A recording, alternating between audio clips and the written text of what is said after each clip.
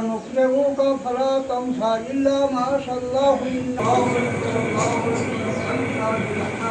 গতকাল কি গেছে আরাফাত দিবস। কি দিবস? আরাফাত দিবস। এই দিবস কি আপনার কোন ছোটখাটো আমল না বড় আমল? বড় আমল। যে আরাফার দিনে আল্লাহর আইন এবং রাসূলের আদর্শ মধ্যযুগ আইন বোঝা যায়। তারা হতে পারে শিক্ষিত কিন্তু সৎ সন্তান নয়।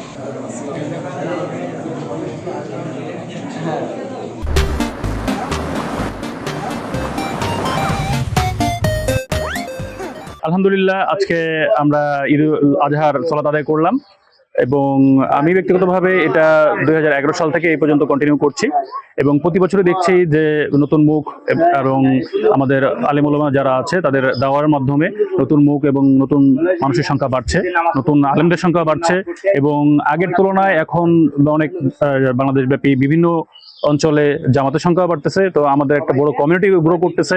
আলহামদুলিল্লাহ, সামনে আরো বড় হবে। এবং আমরা গত বছর দেখেছি আমাদের প্রধানমন্ত্রী তারেক রহমান উনি আশাবাদ ব্যক্ত করেছিল যে একসাথে ঈদ করা যায় কিনা। তো আমি চেষ্টা এবং আবদার রাখবো যে উনি যেন এটা নিয়ে আরো কাজ করে। আমাদের ঈদের সালাত, কারণ আমরা দেখা যায় শহীদা মানি, এটা আরাফের দিন ধরো 10 তারিখ, আমরা এটাই মানি। আলহামদুলিল্লাহ, একসাথে ঈদ করে আমাদের খুব খুশি লেগেছে। আর সবাই দিকে কালকে সিয়াম আছে, আজকের কোরবানি।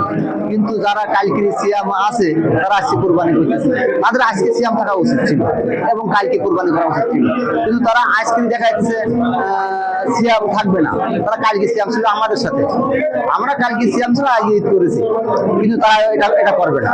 কিন্তু আমাদের কাছে এটা জন্য খুব ধর্মের বিপক্ষে যাচ্ছে তারা। এই কারণে আমরা ওই প্রক্রিয়া থাকি।